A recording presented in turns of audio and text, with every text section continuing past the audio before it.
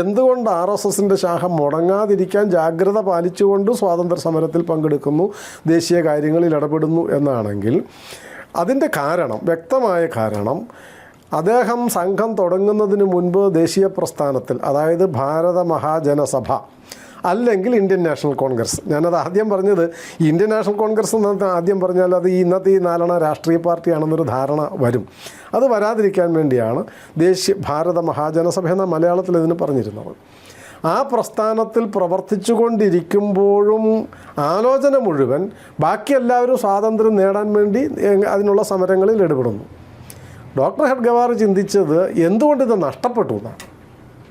സ്വാതന്ത്ര്യം ഇപ്പം വേണം, ആർക്കും അതിൽ രണ്ടഭിപ്രായമില്ല. അതിനുവേണ്ടി പലരും പലതരത്തിൽ, വിപ്ലവകാരികളും സന്യാസിമാരും നവോത്ഥാന നായകരും അങ്ങനെ സാമൂഹിക പ്രവർത്തകരും ഒക്കെ അനേകം തരം പ്രവർത്തനം, ഗാന്ധിയൻ സമരങ്ങളും ഒക്കെ നടക്കുന്നുണ്ട്. സ്വാതന്ത്ര്യം ഇന്നല്ല നാളെ കിട്ടും. പക്ഷേ കിട്ടുന്ന സ്വാതന്ത്ര്യം ഇനി നഷ്ടപ്പെടാതിരിക്കാൻ എന്ത് ചെയ്യണം?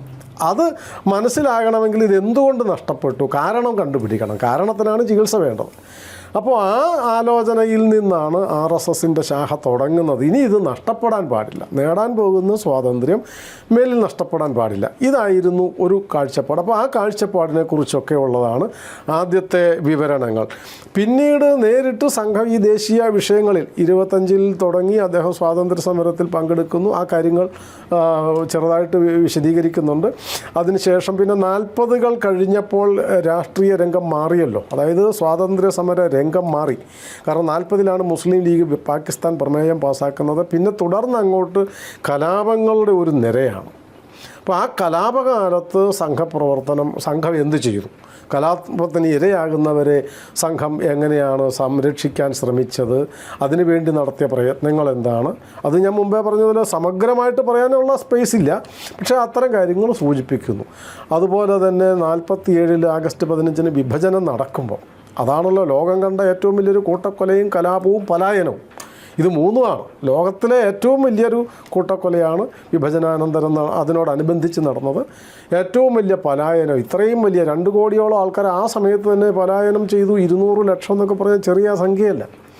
ആ സമയത്ത് പലായനം എന്ന് പറയുന്നത് 90% ഇങ്ങോട്ടാണ്, പാകിസ്ഥാനിൽ നിന്ന്, അതായത് ഇന്നത്തെ ബംഗ്ലാദേശിൽ നിന്നും ഇന്നത്തെ പാകിസ്ഥാനിൽ നിന്നും ഭാരതത്തിലേക്കാണ് വരുന്നത്. അവരെ സംരക്ഷിക്കാനുള്ള ഒരു നടപടിയും നെഹ്റു ഗവൺമെൻറ് ചെയ്യുന്നില്ല. അതിൽ പ്രതിഷേധിച്ചാണ് പിന്നീടുണ്ടായ അഭയാർത്ഥി പ്രവാഹം. അതിൽ പ്രതിഷേധിച്ച ഡോക്ടർ ശ്യാമപ്രസാദ് മുഖർജി മന്ത്രിസഭയിൽ നിന്ന് രാജിവെക്കുന്നത് തന്നെ. അത് മറ്റൊരു ചരിത്രം. ഞാൻ പറഞ്ഞത് ആ വിഭജന സമയത്ത് ഈ വിഭജനത്തിനിരയാകുന്നവരെ സംരക്ഷിക്കാൻ, അവരെ വിഭജന ആക്രമണകാരികളിൽ നിന്നും രക്ഷിക്കാൻ, അവരെ പുനരധിവസിപ്പിക്കാൻ ഒക്കെ വേണ്ടി നടത്തിയിട്ടുള്ള അതിഭീതിതമായ പ്രവർത്തനം എന്ന് വേണമെങ്കിൽ പറയാം. കാരണം ജീവൻ പണയപ്പെടുത്തി പലരുടെയും ജീവൻ പോവുകയും ചെയ്തു ആ പ്രവർത്തനത്തിനിടയിൽ.